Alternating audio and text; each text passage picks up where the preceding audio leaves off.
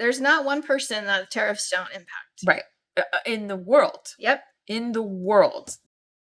Welcome back to the Around the Districts podcast. I'm Gabrielle Mazar, and we're here for part 2 with Melissa Harlan, the owner of Drink Me Tea Room. Last episode, we discussed more about your business and what you do, but now we're going to discuss some democratic events that you have held at your business. Do you feel, one, that being a part of a blue business and hosting democratic events has helped you? And who do you partner with in the community, with the Democrats and other people in the community to help promote your business? Sure. So we got very lucky last year, and the Harris campaign reached out and wanted to host an event at the Tea Room, and it was a Moms for Harris event.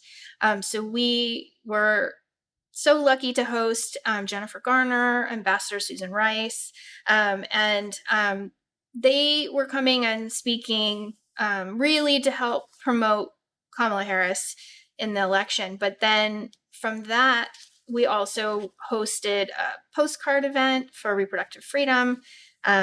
We had another campaign event where we're doing a friendship bracelet night. And it really opened up my visibility to all the things that were happening in the community that I wasn't super involved with before. Mm-hmm. But we got really involved. I say we, another business and I work very closely together at Brick Road Coffee. And so we were at every campaign event that was out there. Mm-hmm. We became friends with the campaign director and the campaign team that was in Arizona. So we were at everything. We were speaking when we could, we were doing interviews, we were all over the place. And then from there, after the election, and we all were very depressed, I personally really... I cried a lot. Oh, yeah. I cried a lot. I was teaching a class and actually broke down in tears in front of a bunch of students, just bawling my eyes out. Yeah.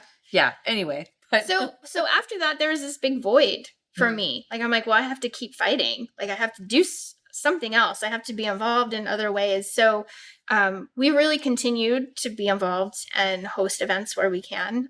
More recently, so I got involved in LD12 at the beginning of the year.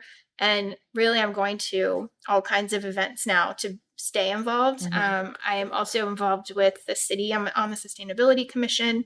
I'm involved that way. I'm involved with Tempe Leadership in Tempe as well. So there's a lot of involvement now because I felt really compelled to continue that.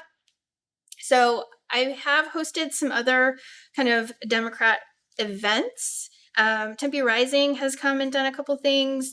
They're doing Caffeinate and Activate, or Activate and Caffeinate, I forget, at the tea shop at our to-go location. And they've been coming on Fridays, and it's been great. They just fill up the lobby, and it's been awesome. So that's very helpful. Do you feel like you got a lot of hate? I know Brick Road Coffee did get a lot of hate for their drag queen storytelling, which Mayor Corey Woods got involved with that too and said, we will not tolerate it. So that was good that he's supporting that. But do you feel like you got a lot of hate? I know, that I personally have always kind of maintained a very anonymous political voice in my business. But after the election myself, I also started getting very involved, which is why I wanted to be a part of this podcast, because I feel like we have to have a voice and speak against people like that do hate on us. So do you have any experiences that you went through personally? Honestly, I think after we hosted events, the only thing I feel I really saw, we had maybe about 500 followers drop in Instagram. But nothing very targeted or specific. Mm-hmm. Unfortunately, I'm glad that I've made it through 5 years of having the tea room, but I also am kind of invisible a lot of times. People really maybe have heard of it, even though we've been here 5 years. People know, businesses all around where the tea room is located, but we just fly under the radar. So I don't feel like we're as targeted because people don't know where we are, or they'll say, "Oh, I've heard about you. I've been wanting to go." I'm like, "Well, we might not be here that long, so Don't say better that. do it now." You will definitely be here. You will be here, and we'll support you. But nothing. Really didn't see anything. Super targeted. Yeah. I do think the drop from Instagram affected our algorithm because we really weren't. That was the November, December timeframe when it really dropped off, and we rely on social media for marketing. So I think that did impact it, and we've been trying to get the algorithm back since then. But otherwise, nothing like no personal attacks. Haven't really lucky. It is. It's pretty lucky. I mean, I was like threatened to be sued over ridiculousness, and that was really out of my control anyway. But just random things and some hate emails we got. But I think just staying the course and supporting the people that you support kind of brings in the type of people that you want in your business, because like attracts like. So if you're putting out that positive energy and the things that you believe in, people are going to be attracted to that as well. So it's lucky that you haven't gotten any hate for that. But I want to talk about, because you do have products, obviously tea is not grown here, so it has to be imported. Yes. Tell me a little bit of the impact of this on again, off again, tariff, whatever googly garbage that's going on. Thank you so much for making things more expensive. It's wonderful, especially my coffee that I drink in the morning. Yeah. It's all the things. And it's even products that may not directly be impacted by tariffs, but they are. So I've seen almost every ingredient that we use go up in price. When I'm buying 25-pound bags of flour, they're now $20 more per bag. Chocolate has gone up tremendously. One 20-pound box of chocolate chips went up like $60. Which is crazy. That's a crazy increase, That is a little bit absurd. Almost $300 for a 25-pound box of chocolate chips now. It impacts everything. Yeah. Right? So tea specifically doesn't grow in the United States. It grows everywhere else in the world, really, for the most part. And the tea that we use is from all over the world. I use a few different distributors. One is in Canada, and they've been really good about communicating any impacts of tariffs. And so far, their prices are increasing because of the global impact of all of it, right? But not specifically tariffed on a lot of the products that I'm buying. There are some products that are very specifically tariffed, like anything that's just an herb by itself, that's not blended, or like flowers, like if I'm buying lavender or hibiscus flowers, those are getting tariffed. But if it's blended, like a tea blend that I'm buying from them, those so far are just getting price increase, but not specifically tariffed. Now, it goes back and forth every day, though. Yeah. So you can't, I don't have the funds to be able to pre-purchase to lock in prices ahead of time. I have to buy it when I need it. I don't have storage for it. And then I also don't have the cash flow for it. So really, we're at, the mercy of the tariffs, because there's really no way as a small business that you can pre-purchase that. Yeah. And then I know there's other products too. So if we're ordering, I also use compostable to-go boxes and compostable cups, and really all of our packaging is compostable. So there are a lot of those products coming in from China or somewhere else.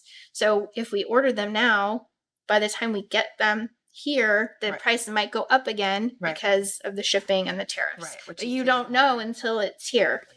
Yeah.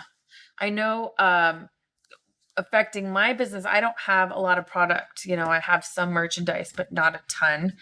I do buy it in bulk when I do buy it. So I haven't necessarily seen that. But what I've seen in impact is the raise in wages. So for me personally, in my business, I've had to pay people more, but we're finding a hard time finding people to work because they're asking for so much higher wages. Whereas, we were at one price point here last year. It's gone up 15-20% from last year that people are asking for wages. So we're finding a hard time finding teachers. And I mean, it's an astronomical increase. And if I pay 10% more or 20% more, that's a huge increase in my expenditures. So most of my business, most of what I spend is in wages. More than almost half of what my bills are per month are wages to pay my teachers. Me too. Yeah. So it's very interesting that was the impact that I've seen, and that's what's affected me the most, because I don't have merchandise and I don't have retail. But as far as outside of that, what I've seen, I ordered a bunch of wine from France months ago. And when I reached out to him, he said we were unable to sell out a shipment because people aren't buying. So, they ship from France, from Bordeaux to Ohio to their distributor, and he's still waiting for that shipment to fill. And it's been 4 months. So that's the type of thing that I'm seeing as well. Like even a wine maker in France is seeing the effects of what they're doing here with the tariffs. So it's very interesting. It impacts everyone. There's not one person that tariffs don't impact. Right. In the world. Yep. In the world. It is not just here in Arizona or here in the United States. It is the world that is being impacted, especially by, Taco Dawn. We're finding this back and forth of on again, off again, creating instability. Yeah. We have no idea what to plan for here. So just hard times being a small business owner. The last thing I wanted to talk to you about is Tempe, the city of Tempe, and what do you feel the city of Tempe can do to support us in business? We discussed a little bit ago about the Tempe business license. So what do you feel you could do, you could ask for and support from the city of Tempe to help small businesses? So what I've seen from other cities, like I'm supportive of the business license. I do think it's a way for the city to be able to build a structure around supporting small business, where I think the city has been, there's always a lot happening with ASU. There's a lot with development. There's a lot happening downtown. But overall, there's not a support system for small businesses throughout the city. And I think this is a step in the right direction so that they do have resources to help small business and also know who the businesses are in the city. So I am supportive of that because I've seen really great things and benefits coming out of the Mesa business license. Right. And in Mesa, there is a business license and they have an entire support team for small business support. What does that provide? What does the support team provide? So that they have shared workspace for one. Like you can go in and I've seen the space. They have a podcasting studio. They have this a beautiful shared workspace that's free if you're one of the licensed members. And then also they trade out hours. So as an example, I know a business was able to get 4 hours of professional photography for their location. That comes through that support system. They didn't have to pay anything for it. But as a licensed business owner in Mesa, that was one of the benefits that they were able to take advantage of. And it was, I think, a certain amount of consulting hours per month. And that was one of the things they could use their hours on, was professional photography, which I've never really had the funds to do that. So that would be something that would be fantastic. Yeah, it's not cheap. No, not at all. So I do think there's a lot of potential. I think there are other cities that are doing a great job with it, and they're really focused on small business.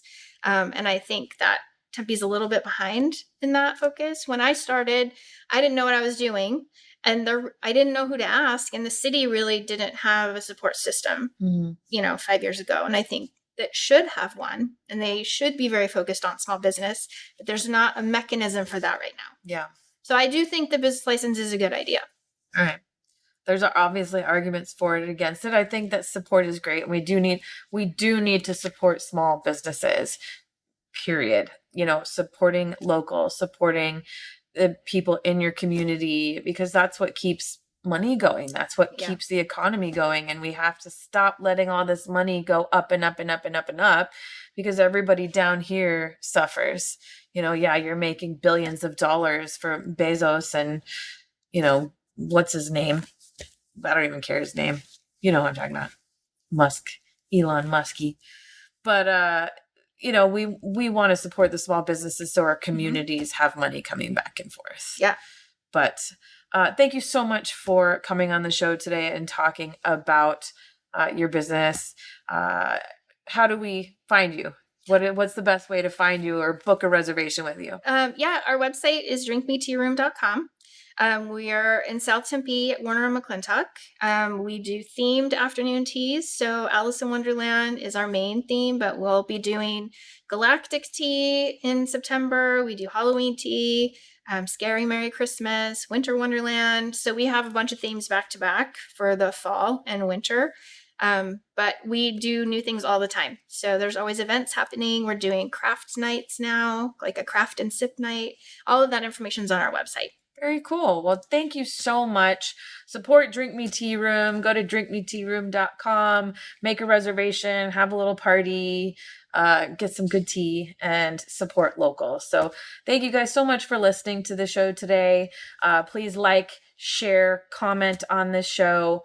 Let us know what you think, or if there are other small businesses that you support or would like to support, or if you've been to Drink Me Tea Room and would like to comment here, you can do that as well. But thank you so much. This has been the Around the Districts podcast, and we'll see you next time.